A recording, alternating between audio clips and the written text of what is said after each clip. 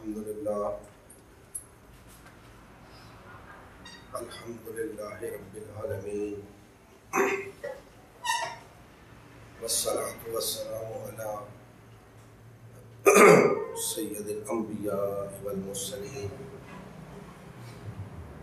وعلی آلہ واصحابہ اجمعین، اما بعد فاعوذ باللہ من الشیطان الرجیم، بسم اللہ الرحمن الرحیم۔ وَلَوْ شَاءَ اللَّهُ لَجَعَلَكُمْ أُمَّةً وَاحِدَةً وَلَكِنْ لِيَبْلُوَكُمْ فِيمَا آتَاكُمْ فَاسْتَبِقُوا الْخَيْرَاتِ إِلَى اللَّهِ مَرْجِعُكُمْ جَمِيعًا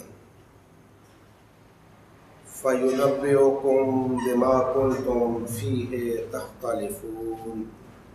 صدق اللہ مولانا العظیم۔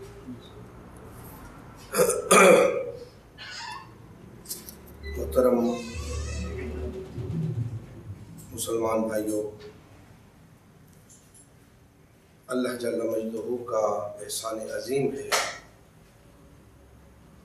جس کی توفیق و عنایت سے آج کے اس پرفتن دور کے اندر آپ احباب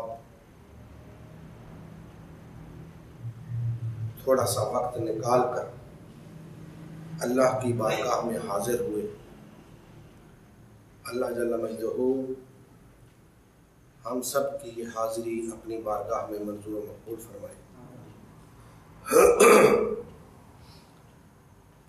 میں نے آپ کے سامنے سورہ المائدہ کی آیت نمبر 48 کا کچھ حصہ تلاوت کرنے کا شرف حاصل کیا ہے۔ کوشش کروں گا کہ اس آیت مقدسہ کے حوالے سے دو تین باتیں آپ بھائیوں کے گوش گزار کر سکوں۔ اللہ جل مجدہ نے ارشاد فرمایا، اور اگر اللہ چاہتا تو تم سب کو ایک امت بنا دیتا۔ اگر اللہ کی مشیت یہ ہوتی تو وہ تم سب کو ایک امت بنا دیتا، لیکن اس نے ایسا نہیں کیا، بلکہ فرمایا لیکن اس نے جو کچھ تمہیں عطا کیا تھا وہ اس سے تمہاری آزمائش کرنا چاہتا تھا، اور لہذا نیکی کے کاموں میں ایک دوسرے پر سبقت لے جاؤ، آگے بڑھو۔ تم سب کو اللہ کی طرف لوٹ کر جانا ہے، اور جو اختلاف تم ایک دوسرے سے کرتے تھے اللہ تمہیں بتا دے گا۔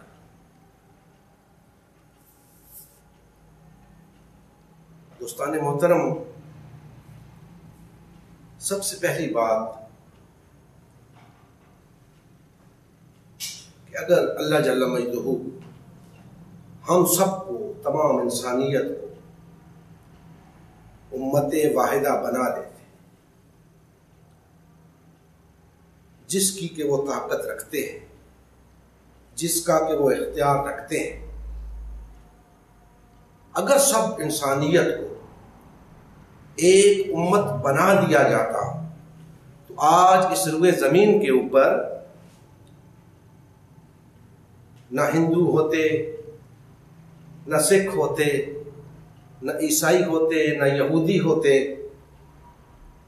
اور اگر میں اپنے گھر کی طرف آؤں تو نہ سنی ہوتے، نہ شیعہ ہوتے، نہ بریلوی ہوتے، نہ دیوبندی ہوتے، نہ اہل حدیث ہوتے، نہ اہل قرآن ہوتے، نہ پیپلز پارٹی ہوتی، نہ مسلم لیگ ہوتی، نہ جماعت اسلامی ہوتی، نہ تحریک انصاف ہوتی، نہ تبلیغی جماعت ہوتی، نہ دعوت اسلامی ہوتی، کیا ہوتا؟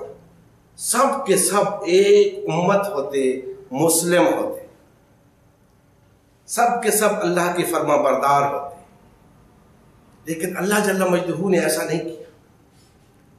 سب کو ایک جماعت نہیں بنایا، سب کو ایک امت نہیں بنایا. کیوں نہیں بنایا؟ اس کا جواب خود اللہ جل مجدہ نے عطا فرمایا ہے کہ اس لیے کہ اگر اے میرے بندو، اے بنی نوع انسان، اگر میں تمہیں بھی ایک امت بنا دیتا اور دیگر کائنات کی طرح تمہیں بھی مجبور اور پابند بنا دیتا، پھر تمہارے اور ان کے درمیان کوئی فرق نہ رہتا، پھر تمہارا یہ شرف ختم ہو جاتا. لہذا میں نے تمہیں ایک طاقت عطا کر کے اس روئے زمین پر بھیجا ہے. کون سی طاقت؟ ارادہ اور اختیار کی طاقت. تمہیں ارادہ اور اختیار دے کر میں نے اس روئے زمین کے اوپر بھیجا ہے کہ اگر میں چاہتا تو تمہیں امت واحدہ بنا دیتا اپنی مرضی سے. تمہارے اندر مجال نہ تھی کہ میرے احکام سے سرتابی کر سکتے، لیکن اب تمہیں ارادہ اور اختیار دے کر روئے زمین پر بھیج رہا ہوں. اب تمہاری آزمائش یہ ہے کہ امت واحدہ بن کر دکھاؤ. اب تمہاری آزمائش یہ ہے کہ امت واحدہ بن کر دکھاؤ. تمہارے پاس وہ طاقت ہے، میں نے تمہیں وہ طاقت عطا کر دی ہے جس کے بل بوتے پر تم امت واحدہ بن سکتے ہو. اور امت واحدہ بننا کیا ہے؟ تمام انسانیت کا ایک دین پر مجتمع ہو جانا، ایک نظریے کا حامل ہو جانا، ایک ضابطۂ حیات پر کاربند ہو جانا. اور یہ سب وحدت کے بغیر نہیں ہو سکتا، ایک جماعت بنے بغیر نہیں ہو سکتا. تو گویا اللہ جل مجدہ نے ہمیں ارادہ اور اختیار دے کر روئے زمین پر بھیج دیا کہ میرے بندو، میں نے تمہیں وہ طاقت عطا کر دی ہے جس کی بنیاد پر تم ایک ہی دین کے پیروکار بن سکتے ہو، تم امت واحدہ بن سکتے ہو، تمہارے اندر وحدت، بھائی چارہ اور محبت پیدا ہو سکتی ہے. اب یہ سب کچھ کر کے دکھاؤ. طاقت میں نے تمہیں دے دی ہے. کوئی شخص یہ نہیں کہہ سکتا کہ میرے اندر تو وہ صلاحیت ہی نہیں، میرے اندر تو وہ طاقت ہی نہیں کہ میں وحدت اختیار کر سکوں. نہیں، تمہارے اندر تفرقہ کرنے کی طاقت ہے، پارٹی بازی کی طاقت ہے، وحدت اختیار کرنے کی طاقت نہیں. لڑائی جھگڑے کی طاقت ہے، فتنہ فساد پھیلانے کی طاقت ہے، امن پیدا کرنے کی طاقت نہیں ہے. دوستان محترم، اس کی بات بھی آگے اللہ جل مجدہ نے فرمائی ہے کہ فرقہ پرستی، تفرقہ، ان کے جھگڑوں کا حل مناظروں اور بحثوں میں نہیں ہے. یہ یاد رکھ لیں. آج ان اختلافی مسائل پہ صدیوں سے بحثیں ہو رہی ہیں، صدیوں سے مناظرے ہو رہے ہیں، آج تک ایک مسئلے کا حل نہیں نکلا. اللہ جل مجدہ فرما رہے ہیں تم سب نے میرے پاس لوٹ کے آنا ہے، میں تمہیں بتا دوں گا تمہارے جھگڑے کی حقیقت کیا تھی. اور دوستان محترم، جھگڑے کی حقیقت فقط اتنی ہے کہ فرقہ پرست ضد پہ اڑے ہوئے ہیں، ہر دھرمی کا مظاہرہ کرتے ہیں، خود غرضی اور مفاد پرستی کا شکار ہے. ورنہ اللہ جل مجدہ نے انہیں وہ صلاحیت عطا کر رکھی ہے وہ طاقت عطا کر رکھی ہے کہ ان جھگڑوں سے نکل آئیں جن کی کچھ حیثیت نہیں، جن پر نجات کا مدار نہیں ہے۔ نجات کا مدار وحدت میں ہے، امت واحدہ بننے میں ہے۔ جب تک ہم اللہ کی عطا کردہ اس صلاحیت کا، اس طاقت کا صحیح استعمال نہیں کرتے، ہم امت واحدہ نہیں بن سکتے۔ جب تک ہم اپنے ارادے اور اختیار کو مثبت طریقے سے استعمال نہیں کرتے، ہمارے اندر وحدت پیدا نہیں ہو سکتی۔ ہم اسی طرح تفرقے میں مبتلا رہیں گے، اللہ کے احکامات سے روگردانی کرتے رہیں گے، اور پھر اللہ جل مجدہ نے جس آزمائش میں ہمیں ڈالا ہے اس میں ناکام ہو جائیں گے۔ دوستان محترم، یہ محض ایک آزمائش نہیں، اس پہ ہماری دنیاوی اور اخروی فلاح کا مدار ہے۔ امت واحدہ بن کر ہی ہم ایک دین کے پیروکار کہلا سکتے ہیں۔ ٹکڑوں اور فرقوں میں تقسیم ہو کر ہم ایک دین کے پیروکار کہلانے کے لائق نہیں ہیں۔ اگر ہمارا دین ایک ہے، ہم ایک الہ کی عبادت کرنے والے ہیں، تو پھر ہمارے فکر و عمل میں وہ ہم آہنگی کیوں نہیں ہے، یکسانیت کیوں نہیں ہے، جو کہ اس کے احکامات کی روشنی میں ہونی چاہیے؟ پھر ہمارا یہ آپس کا جھگڑا کیوں ہے؟ ہم ایک دوسرے کے گلے کیوں کاٹ رہے ہیں؟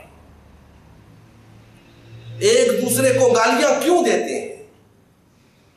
ایک دوسرے کو کافر اور مشرک کیوں قرار دیتے ہیں؟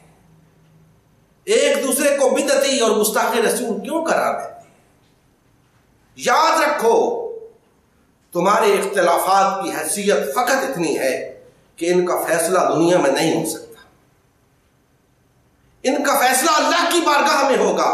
اور اگر اللہ کی بارگاہ میں پہنچ کر تمہیں پتا چلا کہ ان جھگڑوں کی کوئی حیثیت نہ تھی، کاش میں امت واحدہ بنا ہوتا، کاش میں نے اللہ کے دین کو اختیار کیا ہوتا، ان فروعی اختلافات کو بنیاد بنا کر جھگڑے نہ کھڑے کیے ہوتے۔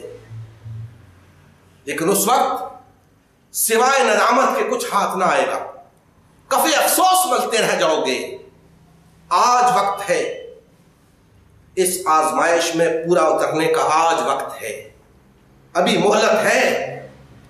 جب تک یہ سانس کی ڈوری اٹکی ہوئی ہے اس وقت تک مہلت ہے کہ ہم اس آزمائش میں پورا اتریں، اپنی آزادی، اس اختیار اور ارادے کی آزادی کو مثبت طریقے سے استعمال کریں اور امت واحدہ بننے کے لیے تیار ہو جائیں۔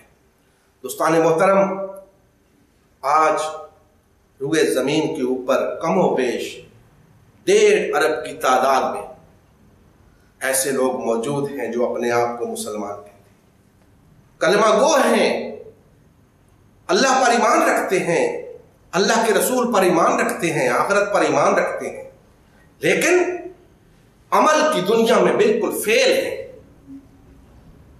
عمل کی دنیا میں ان کا دین سے کوئی تعلق نہیں، عمل کی دنیا میں تفرقے کا شکار ہیں، پارٹی بازی کا شکار ہیں۔ جن کو امت واحدہ ہونا چاہیے تھا آج وہ خود منتشر ہیں، تفرقے کا شکار ہیں، پارٹی بازی کا شکار ہیں۔ انہوں نے تو اقوام عالم کی امامت کرنی تھی، تمام انسانیت کو امت واحدہ بنانا تھا، لیکن افسوس کہ یہ خود تفرقے میں مبتلا ہو گئے۔ اور دوستان محترم، میں کہا کرتا ہوں کہ ہمیں اس تفرقے میں مبتلا کرنے والے 2 گروہ ہیں، بس ان 2 گروہوں کو پہچان لو۔ یہ تمہاری وحدت کے قاتل ہیں، یہ تمہاری اخوت کے دشمن ہیں، یہ تمہیں کبھی اکٹھا نہیں ہونے دیں گے، یہ تمہیں کبھی امت واحدہ نہیں بننے دیں گے۔ ان سے کنارہ کش ہو جاؤ، ان سے علیحدگی اختیار کرو، ان کو پہچانو. اور یہ دوستان محترم، ایک مذہبی پیشوا اور دوسرے سیاسی رہنما، یہ کیسے ممکن ہے کہ ان مذہبی پیشواؤں کو یہ علم نہ ہو کہ تفرقہ ایک بہت بڑا عذاب ہے، تفرقہ ایک بہت بڑی لعنت ہے، تفرقہ قوموں کو تباہ کر دیتا ہے. تفرقے نے آج ہمیں اس حال میں پہنچا دیا ہے کہ ہم اقوام عالم کے غلام ہو کر رہ گئے ہیں، محکومی کی زندگی بسر کر رہے ہیں. ان سب کو معلوم ہے. تو کیا وجہ ہے کہ یہ وحدت کے لیے اکٹھے نہیں ہوتے، وحدت کی طرف نہیں آتے، تفرقے کو حرام قرار نہیں دیتے؟ دوستان محترم، یہ تفرقہ کوئی چھوٹا موٹا عیب نہیں ہے، چھوٹا موٹا گناہ نہیں. اللہ جل مجدہ نے اس تفرقے کو حرام قرار دیا ہے، اس تفرقے کو کفر قرار دیا ہے، اس تفرقے کو شرک قرار دیا ہے. یہ کیسے ہو سکتا ہے کہ اتنے بڑے بڑے گناہ جن کی بخشش کا بھی کوئی امکان نہیں، علماء کے علم میں نہ ہو، جانتے ہیں لیکن تفرقہ چھوڑتے نہیں، تفرقے سے نکلتے نہیں. وجہ میں نے عرض کر دی، یا تو ضد ہے،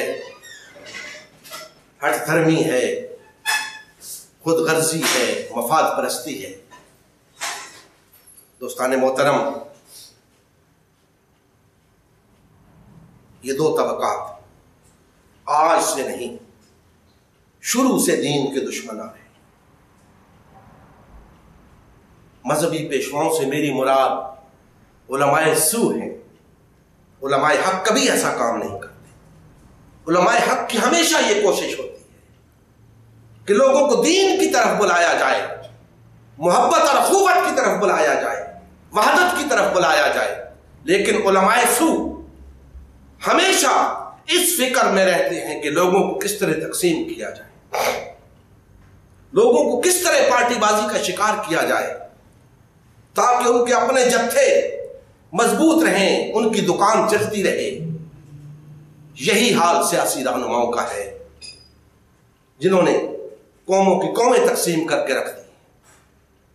دوستان محترم، اگر ہم واقعتاً دین کے دعوے دار ہیں، اگر ہم واقعتاً مسلم ہیں، تو ہمیں اللہ جل مجدہ کے احکامات کی روشنی میں چلنا ہوگا. ہمیں وحدت اختیار کرنی ہوگی، ایک جماعت بننا ہوگا. یاد رکھیں، دین کے اندر ایسی کوئی شے نہیں جس کی بنیاد پہ ہم فرقوں میں تقسیم ہو جائیں. دین میں ایسی کوئی شے نہیں. ثابت ہوا کہ یہ جو تقسیم ہوئے ہیں، جنہوں نے تفرقہ پیدا کر رکھا ہے، لا محالہ یہ ضد اور ہٹ دھرمی ہے. لا محالہ اس کے پیچھے کوئی خود غرضی اور مفاد پرستی ہے، یا کوئی من گھڑت عقائد ہے، یا پھر من گھڑت عقائد ہیں. کیونکہ دین کے اندر ایسی کوئی شے نہیں جس کی بنیاد پہ ہم تقسیم ہو سکے. آج ہم تقسیم ہیں تو کیوں ہیں؟ مجھے تو یہی سمجھ آتی ہے کہ شاید ہم دین پر نہیں ہیں. اگر ہم دین پر ہوتے تو ہرگز ہمارے اندر تفرقہ نہ ہوتا، ہمارے اندر وحدت ہوتی، ہم بھائی بھائی ہوتے، ہمارے درمیان اخوت کا رشتہ ہوتا، ہم اس انسانیت کے لیے ایک نمونہ ہوتے. اور اس وقت جتنی تعداد میں ہم ہیں، در حقیقت ہمیں اقوام عالم کی قیادت کرنی چاہیے تھی. لیکن افسوس کہ آج 1.5 ارب ہونے کے باوجود ہمیں باطل اور طاغوت گاجر مولی کے طرح کاٹ رہا ہے. جہاں چاہتا ہے ہمیں کچل کے رکھ دیتا ہے اور باری باری مارتا ہے. اسے معلوم ہے یہ مسلمان اس قدر تفرقے میں پڑ چکے ہیں کہ ہم سے زیادہ ایک دوسرے کو اپنا جانی دشمن تصور کرتے ہیں. سنیوں پر حملہ ہوتا ہے شیعہ خوش ہوتے ہیں، شیعوں پر حملہ ہوتا ہے سنی خوش ہوتے ہیں، بریلویوں پر حملہ ہوتا ہے دیوبندی خوش ہوتے ہیں، دیوبندیوں پر حملہ ہوتا ہے بریلوی خوش ہوتے ہیں۔ انہیں معلوم ہے، لہذا وہ باری باری چن چن کر کبھی افغانستان پہ حملہ آور ہوئے، کبھی کویت پہ حملہ آور ہوئے، کبھی عراق پہ حملہ آور ہوئے، فلسطین پہ حملہ آور ہوئے، کشمیر میں کیا حال ہو رہا ہے۔ دوستان محترم، ہم وہ قوم تھے کہ جن سے سپر پاورز لرزہ پر اندام ہو جاتی تھی۔ امت مسلمہ سپر پاور رہی اپنے دور کے اندر، اور یہ کیسر و کسرا لرزہ پر اندام ہوتے تھے ان سے۔ آج کیا وجہ ہے کہ 57 سے زائد آزاد ریاستیں ہیں ہمارے پاس، لیکن سب کے سب باطل اور طاغوت کے غلام اور محکوم ہیں۔ اس کی وجہ فقط ایک ہے کہ ہمارے حکمرانوں کو دنیا پرستی کی لت پڑ چکی ہے، انہیں اپنی کرسی کی فکر ہے، انہیں دین کی کوئی فکر نہیں۔ اگر ان کے اندر دینی غیرت ہوتی، کم سے کم اپنا 57 ملکوں کا ایک اتحاد بناتے، باطل اور طاغوت کے مقابلے میں اپنی حیثیت کو منواتے۔ لیکن دوستان محترم، ایسا نہیں ہوا اور ایسا نہیں ہو رہا۔ اسی لیے تو آج ہم اس میدان میں اترے ہیں، تمام کلمہ گو بھائیوں کو یہ باور کرانے کے لیے کہ بھائیو، ہمارے درمیان کوئی جھگڑا نہیں، کوئی اختلاف نہیں، ہم مسلمان ہیں۔ جو شخص لا الہ الا اللہ محمد رسول اللہ پڑھتا ہے وہ ہمارا بھائی ہے۔ ہم سب کو بھائی بھائی بن کے رہنا ہے، ایک جماعت بن کے رہنا ہے، تفرقے سے کنارہ کشی اختیار کرنی ہے، پارٹی بازی سے لا تعلقی کا اظہار کرنا ہے، ورنہ ہمارے ساتھ اسی طرح ہوتا رہے گا اور اللہ کے دین کا اسی طرح مذاق اڑایا جاتا رہے گا۔ دوستان محترم، بات کو ختم کرتے ہوئے عرض کرتا ہوں کہ اس آیہ مبارکہ کی روشنی میں اگر ہم اس آزمائش میں جس میں اللہ جل مجدہ نے ہمیں ڈالا ہے پورا اترنا چاہتے ہیں تو ہمیں امت واحدہ بننا، اس کے بغیر چارہ نہیں۔ اگر ہم امت واحدہ بننے کے لیے تیار نہیں ہوتے تو ہم اس آزمائش میں فیل قرار دیے جائیں گے، اور پھر ہمارا ٹھکانہ کہاں ہوگا۔ اللہ معاف فرمائے، اللہ اپنے عذاب سے ہمیں محفوظ رکھے۔ دوستان محترم، کلمہ گو بھائیوں کے بارے میں یہ بات کرتے ہوئے بھی تکلیف ہوتی ہے کہ ہو کلمہ گو اور جائے جہنم، اللہ کے عذاب کا شکار ہو، لیکن کیا کیا جائے؟ آج ہمارے کرتوت ایسے ہو چکے ہیں کہ یہود اور ہنود بھی دیکھ کے ہمیں شرم آتی ہے کہ یہ مسلمان۔ آج کیا دیکھ کر لوگ کلمہ پڑھیں، کیا دیکھ کر لوگ مسلمان ہوں؟ ہمارا کردار تو یہود اور ہنود سے بھی گیا گزرا ہے۔ ہمیں سوچنا ہوگا، ہمیں غور کرنا ہوگا کہ کیا وجہ ہے کہ ہم آج اس ذلت اور پستی کے گڑھے میں گر چکے ہیں۔ دوستان محترم، اسی فکر کے لیے ہم امت مسلمہ کی تشکیل نو کر رہے ہیں، تمام کلمہ گو بھائیوں کو وحدت کی دعوت دے رہے ہیں، اور ان کے سامنے یہ بات کھول کر رکھ رہے ہیں کہ دوستان محترم، یہ تفرقہ، یہ پارٹی بازی، اس کا ہمارے دین سے کوئی تعلق نہیں، اس سے کنارہ کش ہو جاؤ، وحدت اختیار کر لو، ایک جماعت بن جاؤ۔ اللہ جل مجدہ ہمارے حال پہ رحم فرمائے اور ہمیں امت واحدہ بننے کی توفیق عطا فرمائے۔ وما علینا الا البلاغ المبین۔